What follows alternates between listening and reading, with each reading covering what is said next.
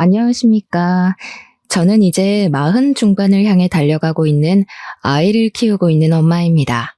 결혼을 한 이후에 저에게 벌어진 믿기 힘든 일에 대해 이야기를 나누고 현명한 조언을 얻고 싶은 마음에 이렇게 사연을 올리게 되었습니다.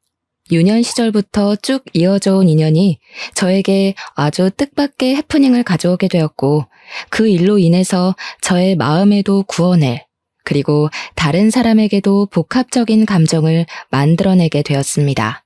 참 어떻게 이 일을 설명해야 좋을지 모르겠지만 차근차근 처음부터 이야기를 한번 풀어보려고 합니다. 어떻게 보면 드라마보다 더 드라마 같은 제 인생 이야기. 이게 정말 현실에서 일어난 일인가 싶을 정도로 대단히 충격적인 이야기를 한번 써내려가도록 하겠습니다. 제 이야기를 듣고 여러분도 저와 같은 선상에 있다면 용기를 가지시고 본인만의 행복을 찾으시기를 바라면서 지금부터 시작하도록 하겠습니다. 저는 어릴 때 가난하진 않았지만 가난에 가까운 삶을 살고 있었습니다. 부모님께서는 집과 가까운 시장에서 작지도 크지도 않게 채소 가게를 운영하시면서 저를 키워내셨습니다.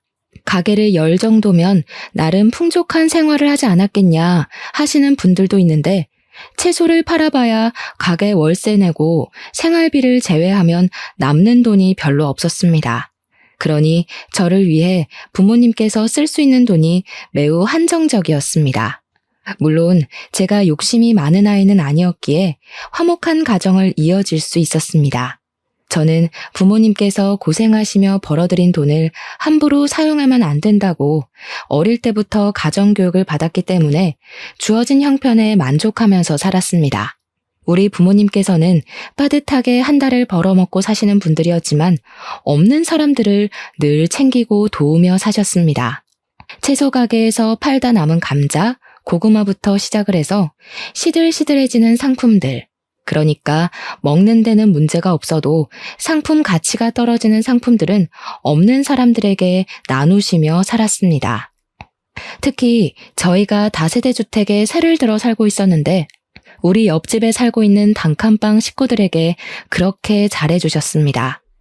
우리 집도 아주 작은 16평짜리 방 2개 딸린 집이었지만 옆집에 사는 식구들이 밥이라도 굶을까봐 매번 감자와 고구마를 삶아서 주셨습니다.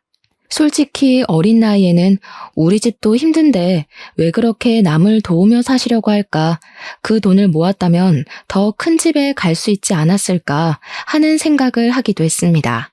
하지만 부모님께서는 나중에 다 복이 되어 돌아오는 것이라며 남에게 베푸는 것을 아깝게 굴지 말라고 하셨습니다.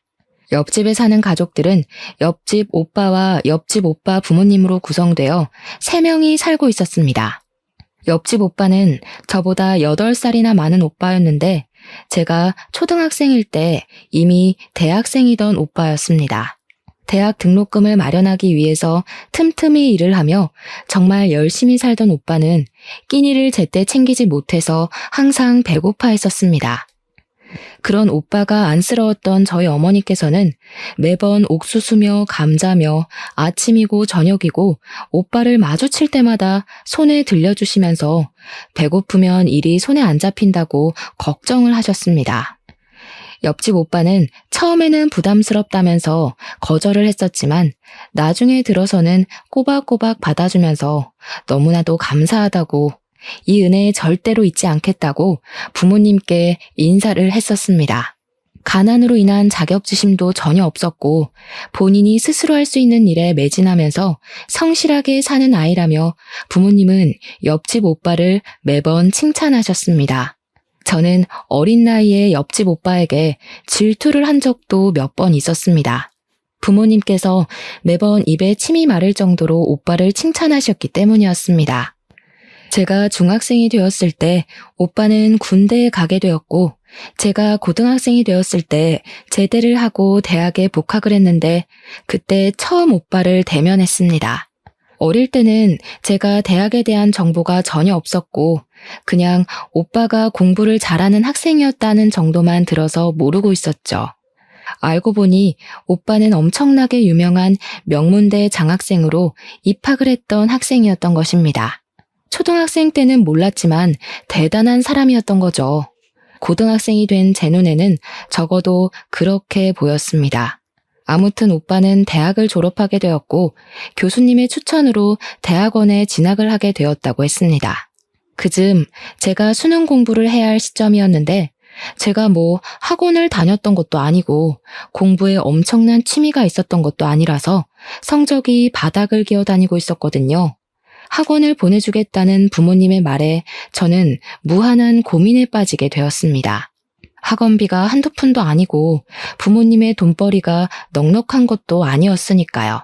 거기다가 학원을 다닌다고 제 성적이 수직 상승할 것 같지도 않았고 학교에서 배운 공부에 충실하며 수능을 보겠다고 했지만 현실의 벽은 너무나도 높았습니다. 공부도 재미가 없고 흥미도 떨어지고 하니 손을 놓아버리게 됐고 대학은커녕 공장이라도 취직을 해서 하루빨리 집안의 보탬이 되어야겠다는 생각도 하게 되었습니다. 그렇게 고3이 되었고 저는 진로 상담에서도 갈피를 잡지 못하고 깊은 고민에 빠지게 되었죠.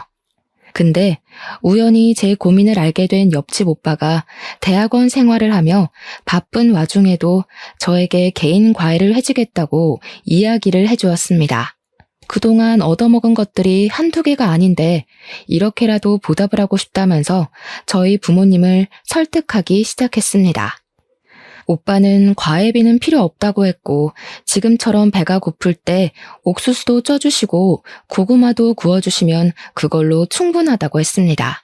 저희 부모님은 그런 오빠에게 미안해하면서도 저에게 공부를 시킬 수 있다고 하니 좋다고 하시며 과외 약속을 잡으셨습니다. 솔직히 저는 공부하기가 싫어서 부모님의 그런 결정이 못내 아쉽긴 했지만 이왕 시작한 거 열심히 한번 해보겠다고 마음가짐을 바로 잡았습니다. 그때부터 옆집 오빠에게 수학, 영어, 국어 과외를 받기 시작했는데 오빠가 정말 가르치는데 소질이 있는지 쑥쑥 문제를 짚어서 알기 쉽게 풀어서 알려주더라고요. 몰랐던 학습의 세계가 열리고 흥미가 막 붙기 시작했지만 제가 그동안 쌓아온 기초가 너무 없어서 그런지 성적이 티가 나게 오르진 않았습니다. 오빠는 많이 풀어보고 틀려봐야 실력이 느는 것이라며 저에게 숙제를 매번 내주었고 저는 학교에서 틈틈이 숙제를 풀어나갔습니다.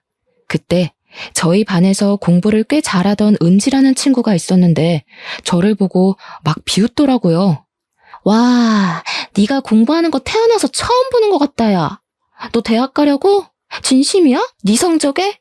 너 공부 못하잖아. 괜히 돈 버리는 거 아니야? 저는 매번 제자리에 와서 이상하게 시비를 거는 은지를 싫어했습니다. 한두 번도 아니고 제가 쉬는 시간에 문제집을 풀고 있으면 언제 왔는지도 모르게 숨죽여 다가와서는 제가 공부하는 걸 비웃고 갔습니다. 은지는 우리 반 반장이기도 했는데 유독 저에게만 못되게 굴었어요. 제가 풀고 있는 문제집을 가져가 훑어보면서 이거 다 중학생 때 배운 거 아니냐고 깔깔거리면서 웃었습니다. 고등학교 3학년씩이나 돼서 중학생들이 푸는 문제집을 풀고 있다며 반 아이들 모두에게 저를 조롱거리로 만들곤 했었습니다.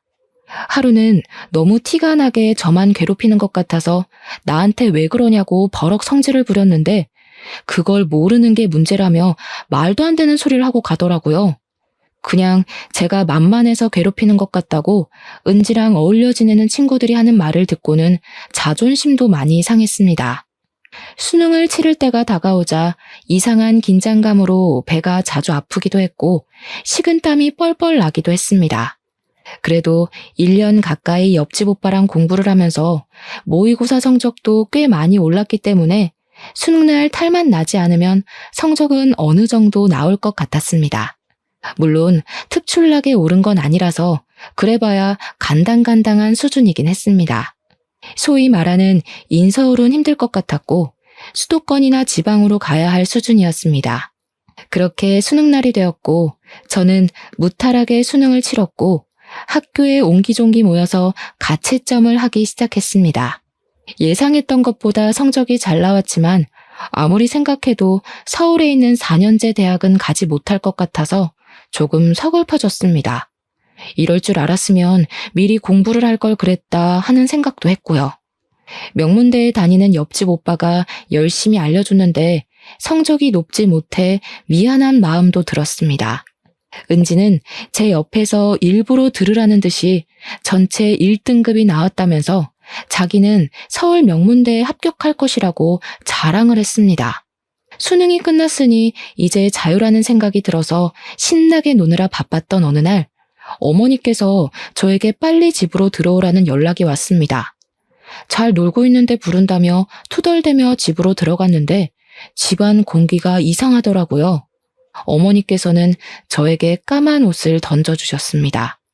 빨리 갈아입으라고 처연하게 이야기를 하시는데 느낌이 쎄해서 옷을 갈아입고 어머니를 따라 나섰습니다. 그런데 저를 끌고 장례식장으로 가길래 저는 덜컥 심장이 내려앉는 기분이 들었습니다. 저희 아버지에게 무슨 일이 생긴 건가 했는데 장례식장에 옆집 오빠 혼자서 자리를 지키며 울고 있는 게 아니겠습니까? 영정사진을 보니 옆집 오빠의 부모님의 얼굴이 있더라고요. 사고가 나서 두 분이 한날 한시에 돌아가시게 되었다는 소리를 듣고 얼마나 깜짝 놀랐는지 모릅니다. 저희 부모님께서는 3일 내내 채소 가게도 닫으시고 장례식장을 지키셨고 저도 장지까지 따라가 고인의 명복을 빌었습니다. 옆집 오빠는 엉엉 소리를 내며 울면서도 저희 가족에게 고마워했습니다. 그렇게 며칠을 빠짐없이 옆집 오빠를 챙기고 상심이 클까 챙겼었는데 장례를 치른 지 3개월이 되지 않아서 옆집 오빠가 저희 집을 찾아왔습니다. 대학원 교환학생 프로그램에 선정이 되어서 아주 좋은 기회를 얻게 되었다고 학교에서 보내주는 유학길에 오르게 되었다고 했습니다. 저희 가족은 진심으로 축하를 해주었고 오빠는 살던 집과 살림살이 모두 처분하고 미련 없이 유학길에 오르게 되었습니다. 한동안은 연락이 닿았지만 그것도 오래가지 못했고 옆집 오빠와의 인연은 그렇게 끊어지게 되었습니다. 저는 지방에 있는 대학으로 입학을 하게 되었고 저희 부모님은 여전히 그 자리에서 채소 가게를 운영하며 사셨습니다. 대충 성적에 맞춰서 대학과 학부를 골랐던 터라 대학 생활의 재미도 느끼지 못하고 시간만 때우고 있었던 어느 날이었습니다. 제가 지방에 있는 대학에 진학을 했기 때문에 통학을 할 수 없어서 학교 근처 원룸에서 자취를 하고 있었습니다. 자취집에 자주 놀러오는 동아리 친구 한 명이 도예과를 다니고 있었는데 과방에 한번 놀러오라고 해서 할 일도 없고 심심해서 과방을 찾아갔습니다. 도예과 친구들이 물레를 가지고 흙으로 도자기를 빚으며 과제에 제출할 작품들을 만지고 있는데 이상하게 재미가 있어 보이더라고요. 친구가 곧 시험과 재제출을 해야 해서 도자기를 만들어야 한다고 물레를 밟으며 저와 이야기를 하는데 이야기에 집중이 되지 않고 자꾸 물레가 눈에 밟히는 겁니다. 그래서 친구에게 나도 한 번만 해보면 안 되냐고 너무 재미있어 보인다고 물어보니까 친구가 막 웃더라고요. 이게 강약 조절이 엄청나게 필요한 작업이라면서 분명 모양이 휘고 이상해져서 마음처럼 안 될 거라고 한번 해보라고 했습니다. 친구가 밟았던 느낌을 최대한 살려보면서 손으로 이리저리 모양을 매만지는데 그럴듯하게 나오더라고요. 그래서 와, 너무 재미있다 하는데 친구가 저를 멍청한 얼굴로 보고 있더라고요. 야, 이거 한 번에 이렇게 하는 사람 처음 봐. 너 이쪽에 소질 있는 거 아니냐? 내가 원래 잡기에 능하긴 하는데 손재주도 있는 편이라고 하더라. 나도 한번 해볼까? 어떤 거 같아? 그때 당시 천재라는 타이틀에 전 국민이 목매달던 시절이라 그런지 저와 친구는 패기 있게 도예과 교수님을 만나러 갔고 친구는 침을 튀기며 이야기를 했습니다. 20살의 패기였을까요? 지금 생각해보면 고작 물레 한번 돌린 것으로 교수님을 찾아가서 소질이 있네만의 이야기를 했다는 게 너무나도 부끄럽습니다. 하지만 어린 나이에 치기 어린 패기를 교수님께서 예쁘게 봐주신 덕분에 저는 교수님 앞에서 물레를 밟으며 도예를 시작할 수 있었습니다. 몇 주간 실습하는 곳에서 도둑 강의를 들으며 손맛을 익혔더니 교수님께서 진짜 소질이 있는 것 같다고 전과를 해볼 생각이 없냐고 하셨습니다. 그냥저냥 인문과에서 갑자기 도예과로 전과가 가능할까 싶었는데 지방에 있는 학교라 그런지 해달라는 거 다 해주더라고요. 저는 얼떨결에 도예과로 전과를 하게 되었고 저희 부모님도 제 이야기를 듣고 무척이나 어이없어 하셨지만 제가 재밌다고 하니 한번 해보라고 하시고는 더 말리지 않으셨습니다. 저는 충동적인 결정임에도 불구하고 4년을 도예과에 다니면서 실력이 쑥쑥 늘기 시작했고 원래 도예과 특성상 취업이 힘든 편임에도 불구하고 교수님의 추천서를 받아냈습니다. 그 추천서 한 장의 위력이 어마어마하더라고요. 저는 친구들이 모두 부러워할 만한 도예가가 운영하는 회사에 취업을 하게 되었습니다. 정말 도자기를 빚는 일을 주력으로 하고 아이들이 체험을 하러 오기도 하는 커다란 화로가 있는 회사였습니다. 회사가 이천에 있었기 때문에 부모님께서는 채소 가게를 접으시고 아예 이천에 있는 작은 마을로 이사를 하시게 되었습니다. 마을 자체도 작고 조용했고 적당한 생필품을 동네 슈퍼에서 파는 그런 동네였는데 온 가족이 이주를 하게 되면서 제가 벌어오는 돈으로 생활을 하기 시작했습니다. 사실 그 돈으로 세 가족이 살기에는 조금 빠듯하긴 했습니다. 그런데 정말 하늘이 도우신 건지 우리 부모님이 나눠 살던 복이었는지 그 마을 바로 옆에 큰 도로가 생기고 대기업 회사가 들어오게 되면서 농사나 지을까 하고 서울에 있던 모든 걸 정리한 돈으로 산 땅값이 어마어마하게 올랐습니다. 정말 20배 가까이 땅값이 오르는 덕분에 저희는 바로 그 땅과 집을 팔고는 회사와 조금 더 가까운 위치에 시내의 아파트를 구매하게 되었습니다.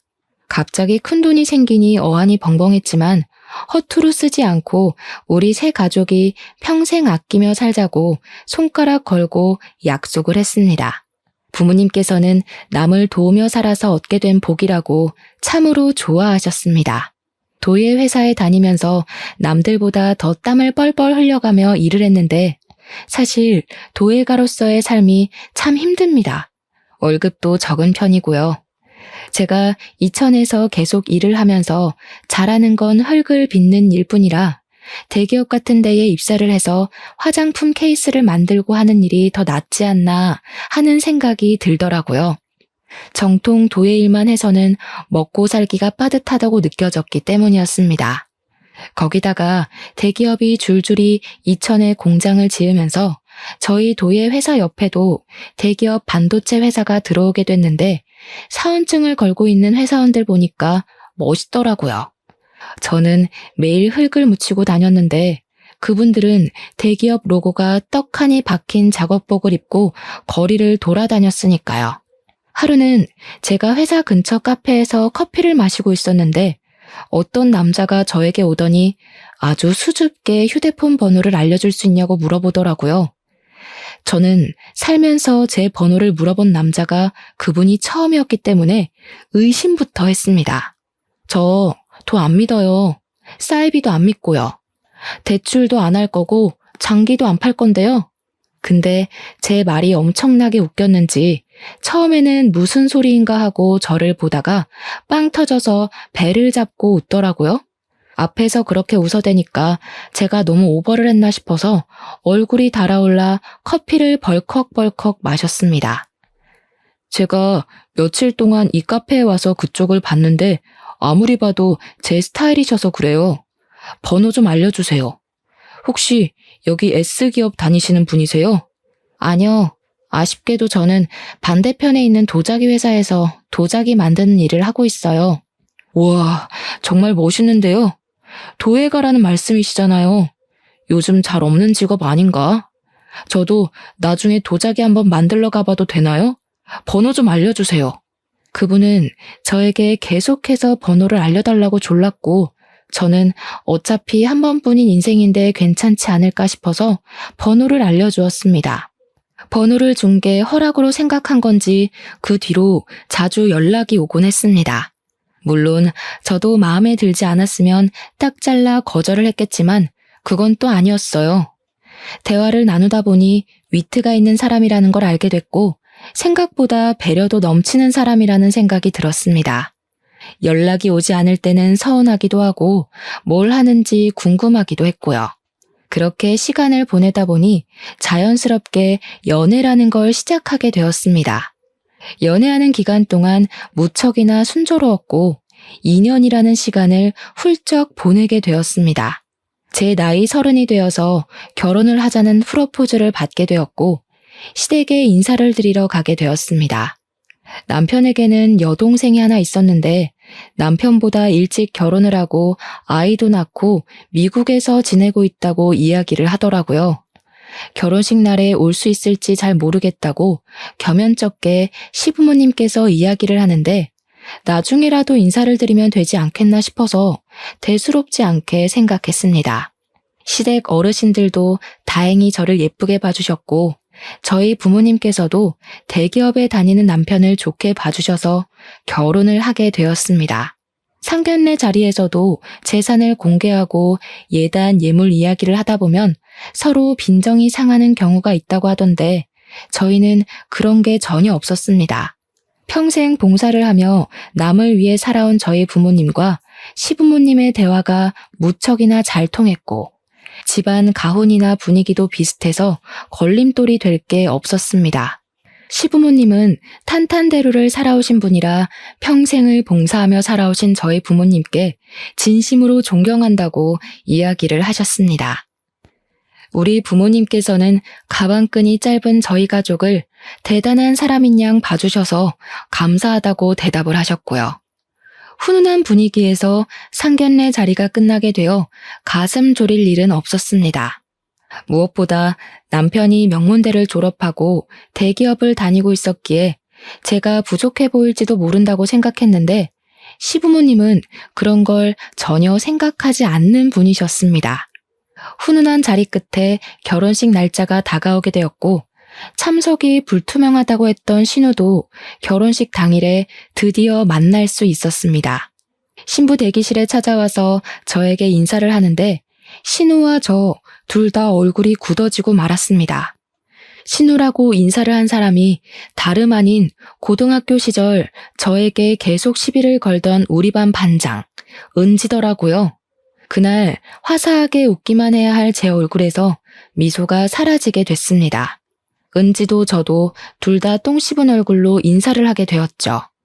은지 때문에 결혼을 파투내는 건 말이 되지 않으니 저희는 그날 결혼식을 어영부영 잘 올리고 바로 신혼여행길에 올랐고 여행을 마친 뒤 귀국을 했습니다. 시댁에 인사를 드리러 갔는데 당연히 미국으로 돌아갔을 거라고 생각했던 신우가 떡하니 시댁에 있더라고요. 시댁 분위기는 이상하게 살얼음판이었고요.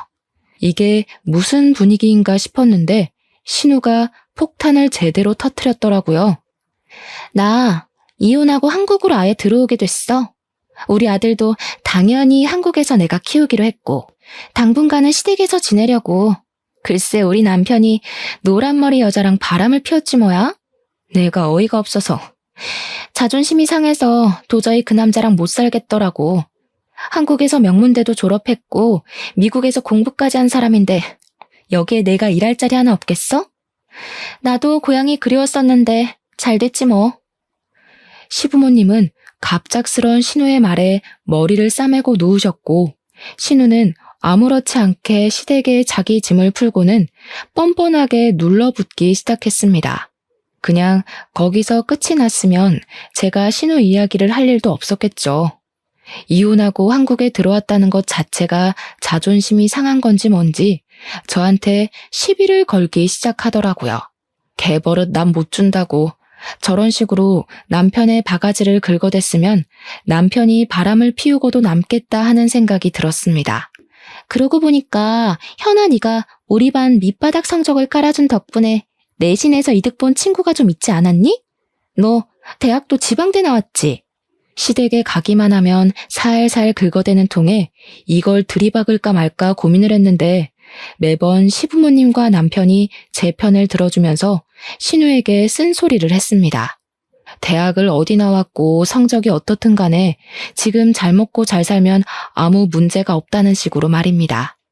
그럴 때마다 은지는 결과가 최고라는 마인드로 사니까 우리나라에 발전이 없는 거라면서 과정도 중요한 거라고 자기 주장을 펼치더라고요.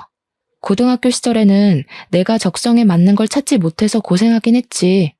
다행히 대학에 가서 나에게 맞는 일을 찾게 됐어. 지금은 도예가로 일을 하고 있는데 생각보다 일도 재미있고 먹고 살 만큼은 벌면서 살아. 얘, 너무 웃긴다.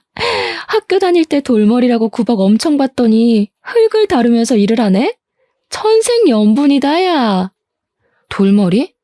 너 말이 너무 심한 거 아니니? 어디 신우한테 너너거리면서 이야기를 해? 또박또박 말대꾸 하지 마. 따지고 보면 내가 올케 언니지. 너희 오빠랑 결혼한 거 몰라서 그래? 너나 선 지키면서 굴어. 제가 틀린 말을 한 건 아니니까 입을 삐죽 내밀고는 무시하더라고요. 그 이후에도 제가 시댁에서 뭐 요리를 하다가 실수를 하거나 하면 돌머리라서 그런 거라고, 지방대 출신이라서 잘하는 게 없다고 저를 깎아내리고 비웃었습니다. 하루는 제가 TV 프로그램에 나온 영어 단어를 읽다가 실수를 했는데 그 발음이 아니라면서 미국도 못 가봤냐고 꼽을 주기도 했고요. 신문 보다가 사자성어가 나왔는데 그 뜻을 몰라서 검색을 하고 있으니 초등학교 때 다 배우는 거 아니냐고, 아는 게 뭐냐고 시비를 걸기도 했습니다. 신우가 그런 식으로 하나하나 말꼬리를 잡고 늘어지니까 저도 시댁에 방문하는 것 자체가 스트레스였습니다.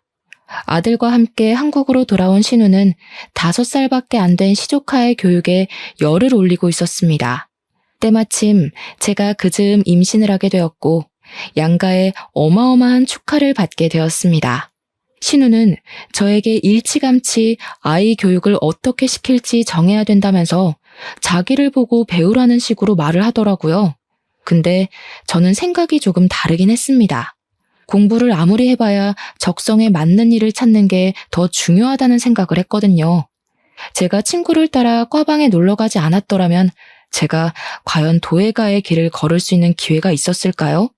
저는 공부가 전부라고 생각하지 않았습니다. 그런데 신우는 그런 제 의견을 깡그리 무시하고는 시조카에게 공부를 하지 않으면 큰엄마처럼 대학도 후진곳을 나와야 하고 평생 몸을 쓰면서 살아야 한다고 이야기를 하더라고요. 그 이야기를 들은 남편이 신우의 머리채를 잡을 기세로 달려들었는데 제가 말리지 않았더라면 아마 원형 탈모처럼 머리카락이 우수수 빠졌을 겁니다. 신우는 가족들이 불편해하는 걸 알면서도 저를 무시하는 걸 멈추지 않았고 5살밖에 되지 않은 시조카를 영어 유치원에 보내겠다고 난리를 쳤습니다. 그뿐만이 아니라 과외를 시켜야 한다면서 선생을 알아보고 추가 공부를 시킨다고 학원 문도 두들겨 보더라고요. 더 웃긴 건 신우는 일을 하지 않고 있어서 그 돈이 모두 시부모님의 주머니에서 나오고 있었다는 겁니다. 시조카는 국적은 미국 국적이었으나 한국에서 살고 있었음에도 한국말을 제대로 구사하지 못하고 있었습니다. 제가 다른 것보다 국어 공부를 먼저 해야 하는 거 아니냐고, 방문학습이라도 시키는 게 좋지 않겠냐고 넌지시 의견을 보탰죠. 그러니까 저한테 영어가 세계 공통어인 거 모르냐면서 한글은 크면 자연스럽게 쓰고 읽고 할 수 있다고 차라리 수학 과외를 시키겠다고 하더라고요. 5살이면 한창 놀이터에서 뛰어놀아야 할 시기인데 정말 신우의 욕심이 하늘을 찌르더라고요. 저는 10달을 꼬박 품은 아이를 출산했고 육아휴직을 하게 되면서 2년이나 회사 일을 쉬게 되었습니다. 2년 만에 다시 이천으로 출퇴근을 하려고 하니까 너무나도 힘들더라고요.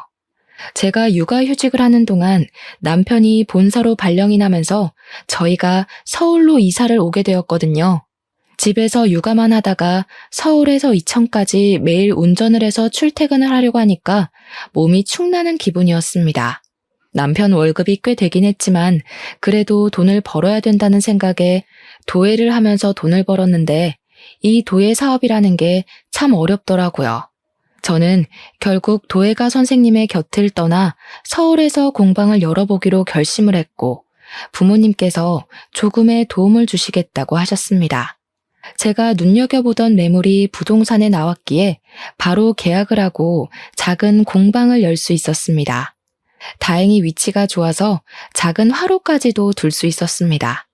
고열로 구워야 하다 보니까 일반적인 건물에서는 화로를 두기 어려웠었는데 단층 창고 같은 건물을 통으로 쓸 수 있어서 화로도 구비할 수 있었습니다. 공방은 인터넷을 통해서 입소문을 타기 시작했고 예약이 가득 찰 정도로 장사가 잘 되었습니다. 아무래도 서울 한복판에서 그런 체험을 할 수 있는 곳이 없다 보니까 희소성에 대한 가치를 인정받은 셈이죠. 그때 저희 아이는 어린이집을 보내고 있었는데 신우가 또 저에게 시비를 걸더라고요. 어린이집에서 배우는 게 뭐가 있다고 거기를 보내? 적어도 영어 유치원 정도는 보내줘야지. 벌써부터 수준 차이가 나기 시작하잖아. 올케가 지방대를 나와서 그런가? 지방대 나온 친구들은 그냥 어린이집을 보내나 봐? 내 대학 친구들은 죄다 영어 유치원을 보내던데. 우리 조카 불쌍하네. 공부를 잘해야 하는데 엄마 닮았으면 티가 딱 나겠다. 공부하는 것보다 경험이 더 중요하다고 생각해서 굳이 어릴 때부터 스트레스 주고 싶지 않은 거야. 각자 자식을 교육하는 방법이 있으니까 그런 소린 하지 말았으면 좋겠어. 더군다나 시조카와 우리 아이의 나이 차이가 5살이나 나다 보니까 당연히 배우는 속도나 쌓여있는 지식도 차이가 날 수밖에 없는데도 비교를 하더라고요. 우리 애는 이것도 하고 저것도 하고 그 나이 땐 이미 다 했던 건데 하면서요. 당연히 초등학생의 시조카와 아직 영유아인 우리 아이가 같은 수준이면 문제가 되지 않겠습니까? 지 잘난 맛에 제 말은 하나도 듣지 않고 씹으려 대는데 저도 나중에는 해탈이 되는 건지 전부 다 무시하게 되더라고요.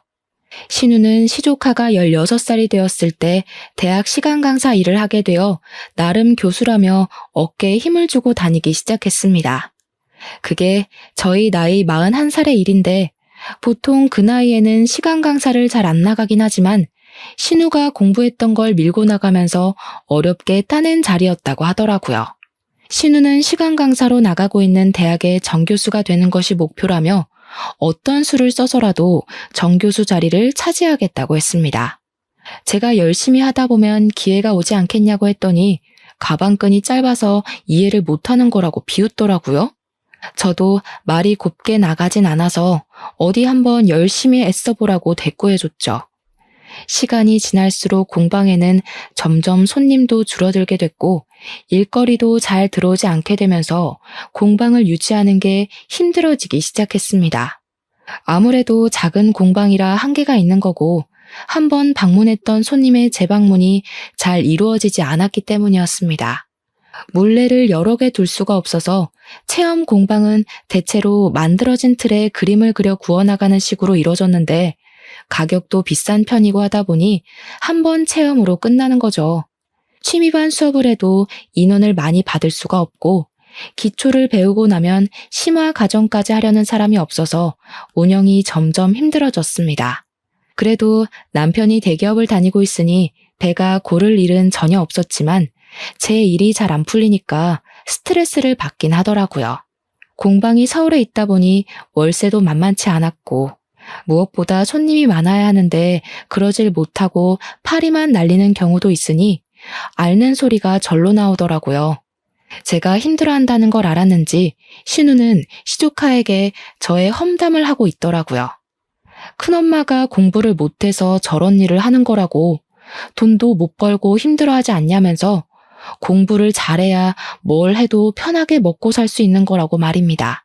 본인이 공부의 끈을 놓지 않고 열심히 한 덕분에 나이를 먹어서도 안정적인 교수 일을 하고 있지 않냐고 하는데 웃기더라고요. 정교수도 아니고 시간 강사 일을 하고 있으면서 교수 타령을 하는 것이 자격지심처럼 느껴지고 나중에는 안쓰럽기까지 하더라고요. 애써 무시를 하며 지내고 있었는데 하루는 신우에게서 급하게 저에게 연락이 왔습니다. 학교에 제출을 해야 할 서류를 두고 갔는데 그 자료가 정직원 채용 원서에 꼭 필요한 것이라면서 저에게 가져다 달라고 하더라고요. 시부모님은 지방으로 골프 여행을 가신 터라 제일 움직이기 쉬운 저에게 부탁을 해왔습니다. 처음으로 신우가 저에게 고분고분하게 말을 하며 계속 부탁한다 빌빌 기길래 한번 도와주자 싶어서 서류를 찾아서 신우가 일하는 대학으로 찾아갔습니다. 자료를 받자마자 돌변하더니 이런 일에는 쓸모가 있어서 다행이라고 말을 하더라고요. 진짜 어이가 없어서 서류를 찢어버리고 싶었습니다. 이럴 때는 자존심 같은 거 세우지 말고 그냥 고맙다고 말해야 하는 거 아니야? 어머, 너 나한테 고맙다는 소리가 듣고 싶었던 거니? 자존심 세우기는 무슨... 내가 너한테 그런 거 세워서 뭐 한다고 그래. 네가 어디 대기업이라도 다녔으면 내가 너한테 이런 부탁 못 했겠지. 얼마나 다행이니? 네가 공부를 못해서 한가롭게 공방이나 운영하면서 사니까 이런 부탁도 들어주고 내가 이 은혜는 평생 잊진 않을게. 갚을지는 모르겠지만 고맙다 얘. 어쩜 이렇게 말을 재수없게 하는 재주가 있는지 모르겠다. 은혜 갚으라고도 안 하니까 걱정하지 마. 걱정은 무슨? 너 요즘 공방도 잘 안 된다며? 이래서 어릴 때부터 공부를 잘하는 게 중요한 거야. 결국 어떻게든 밥벌이 하려면 똑똑해야 한다니까. 우리 아들도 너랑 나를 보면서 제발 정신 차리고 공부 좀 했으면 좋겠다. 내가 그런 건 또 고마워. 너 덕분에 우리 아들에게 현실감을 알게 해줄 수 있어서. 제가 기가 막혀서 부들부들 떨고 있는데 뒤에서 누가 헛기침을 하더라고요. 신우와 저는 입씨름을 하느라 뒤에 누가 찾아온 것도 모르고 있었습니다. 신우를 향해서 준비 다 됐냐고 물어보는데 이상하게 낯이 익더라고요. 신우가 갑자기 쩔쩔매면서 언제 오셨냐고, 안 그래도 지금 서류 준비를 다 했다면서 학과장님 하면서 콧소리를 내는데 그분이 저를 빤히 보더니 놀란 눈을 하셨습니다. 너 혹시 효나니? 땡땡동 살던 채소가게. 자세히 보니까 저에게 공부를 가르쳐 주었던 우리 옆집 살던 오빠였습니다. 저는 너무 놀라서 오빠 맞냐고 반가움에 방방 뛰었더니 어떻게 여기서 다 보냐고 반갑다고 신우를 무시하고 저에게 달려와 제 손을 잡더라고요. 신우는 황당한 얼굴로 둘이 어떻게 하는 사이냐고 제 옆구리를 찔렀고 저는 옆집 살던 오빠라고 제 과외를 해주던 오빠라고 이야기를 했습니다. 그러고 보니 은지 네가 나한테 무슨 중학생이 풀만한 문제집을 풀고 있냐고 했던 게 생각이 나네. 그거 오빠가 과외할 때 내준 숙제였는데 오빠 덕분에 대학도 못 갈 것 같았던 내가 대학도 가고 거기서 적성도 찾아서 지금은 도예가로 일하고 있어요. 내가 학교 다닐 때 언제 그랬다고. 참나. 아무튼 인연이 닿으려고 하니까 이렇게 닿네요, 학과장님. 신기하죠? 근데 옆집 오빠는 이미 신우가 저에게 뾰족하게 날을 세우고 했던 말들을 모조리 들었던 것 같습니다. 표정을 굳히고는 풀지 않더니 신우가 내민 서류를 다시 신우 손에 들려주더라고요. 내가 추천서에 사인을 해주긴 좀 어려울 것 같네. 거기다가 내 가족이나 다름없는 사람에게 그런 말을 뱉는 걸 보니 인성도 별로인 것 같구먼. 그런 사람이 대학 강단에 서서 어떻게 아이들을 바른 길로 인도할 수 있겠나? 사회의 모범이 되어야 할 사람인데 말이야. 갑자기 이러시는 게 어디 있어요. 가족이나 다름없는 사람이라뇨. 얘랑 가족은 전데요? 그럼 저랑도 가족이잖아요. 우리가 언제부터 가족으로 묶인 사이였니? 항상 네가 날 무시하고 깎아내리기 바빴지. 오빠, 어떻게 지내셨길래 여기서 학과장을 하고 계신 거예요? 저희 부모님은 채소 가게 접으신 지 오래됐어요. 지금은 이천으로 이사를 가셨고요. 일이 술술 잘 풀리는 덕분에 지금은 노후를 즐기면서 보내고 계세요. 안 그래도 한국에 들어오고 나서 얼마나 찾았는지 몰라. 가게도 사라지고 집도 이사를 하고. 여기서 이러지 말고 커피 한잔 하러 가지. 신우가 발을 동동 구르면서 따라오다가 옆집 오빠가 왜 따라오냐고, 무슨 볼일이 더 남았냐고 차갑게 이야기를 하자 그 자리에 우뚝 서더라고요. 신우가 울상이 되어서 저를 바라보는데 얼마나 고소하던지 20년 묵은 체증이 확 내려가는 듯한 기분이 들었습니다. 옆집 오빠는 미국으로 유학을 가게 된 이후에 학교에서 내어준 장학금으로 미국의 유명 대학원을 졸업했다고 했습니다. 한국으로 돌아와 강사 일부터 시작해서 지금은 학과장까지 오르게 되었다고, 옆집 오빠가 연구하는 분야에서는 영향력이 있는 사람이 되었다고 하더라고요. 대기업 같은 곳에서 초청 강의 제안도 들어오고 하루가 어떻게 돌아가는지 모르게 바쁘게 살고 있다고 했습니다. 나름 인터넷에 이름을 검색해도 나온다면서 너스레를 떠는데 저는 참 오빠를 단 한 번도 찾아볼 생각을 하지 못했네요. 부모님께 전화를 걸어서 옆집 오빠와 연결을 해주기도 하고 오랜만에 만나서 정말 즐거운 시간을 가지게 되었습니다. 그날 이후 신우는 정교수가 되지 못했다면서 저를 원망하기 시작했고 도를 넘어서는 바람에 시댁에서도 구박덩어리가 되었습니다. 당연히 다니던 학교 시간 강사 일에서도 밀리게 되어서 백수나 다름없는 인생을 살게 되었습니다. 저에게 히스테릭하게 굴 때마다 시부모와 남편이 옆에서 제 편을 들어주니 신우는 점점 망가지고 말았습니다. 신우는 모든 스트레스를 시조카에게 풀기 시작했고 문제를 하나라도 틀리면 너 죽고 나 죽는 거다 하면서 시조카를 압박하기 시작했습니다. 자기보다 훨씬 공부를 잘해야 하고 명문대 아주 귀에 피딱지가 않도록 노래를 부른 거죠. 기말고사를 본 시조카는 성적이 원하는 대로 나오지 않자 스트레스를 견디지 못하고 그만 이대로 세상을 뜨겠다고 나쁜 시도를 하고 말았습니다. 새벽에 갑작스러운 시부모의 연락에 남편과 저는 혼비백산하여 응급실을 찾았고 거기서 파리해진 신우를 만날 수 있었습니다. 너 이런 식으로 애한테 스트레스 주고 할 거면 차라리 애를 네 남편에게 보내. 너 때문에 이게 무슨 일이야. 신우는 하염없이 눈물을 뚝뚝 흘리면서 어떻게 그런 소리를 할 수 있냐고 횡설수설했습니다. 내가 정신병이라도 걸린 것 같냐? 애를 왜 남편한테 보내려고 하냐? 내가 죄인이다 하면서 알아듣지 못할 말을 마구마구 쏟아냈습니다. 저는 신우가 미웠고 재수없었고 불행하길 바랬지만 시조카가 다치길 원하진 않았습니다. 신우가 나한테 화풀이하던 걸 조카에게 하니까 이렇게 된 거지. 세상 일이 어떻게 신우 맘대로 되겠어? 이제 좀 내려놔. 시조카가 공부를 못하는 것도 아니고 잘하는데 왜 그렇게 애를 압박하고 그래? 한참을 울던 신우가 자기 혼자 있고 싶으니까 다들 집에 가서 기다리라고 하더라고요. 며칠 입원해 있는 동안 신우는 시조카 옆에서 1분도 떨어지질 않았습니다. 그리고 시조카가 퇴원을 해서 시댁에 오니 신우가 갑자기 가족들을 불러다 놓고 고개를 숙이고 사과를 하더라고요. 그동안 괜한 비교질해가면서 올케 언니 무시한 거 미안해. 내가 사람을 급으로 나누고 상처 줘서 미안해. 나 이제 욕심 부리지 않고 우리 아이가 하고 싶은 거 하면서 살 수 있게 노력할 거야. 그러면서 애한테 욕심 부리며 살지 않겠다고 공부가 전부가 아니라는 걸 너무 늦게 깨달았다고 하더라고요. 며칠이나 가려나 했는데 신우는 정말 굳은 결심을 한 건지 그 뒤로 저희 부모님을 따라서 보육원과 고아원에 봉사를 하러 다니더라고요. 사각지대에 놓인 아이들 중에서 공부를 하고 싶어하는 애들을 위해 교육을 시키고 있습니다.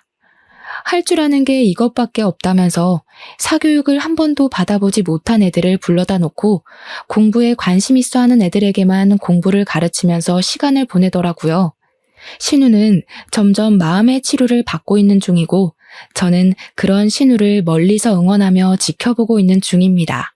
가까이 하기엔 아직까지 제가 받은 상처가 깨끗하게 씻기질 않았네요. 앞으로 저도 신우를 용서할 수 있는 날이 오겠죠. 그날이 오면 같이 속을 드러내놓고 술이라도 한잔 해보려고 합니다. 그러니 그날이 올 때까지 제가 신우를 용서할 수 있도록 노력해보도록 하겠습니다. 감사합니다.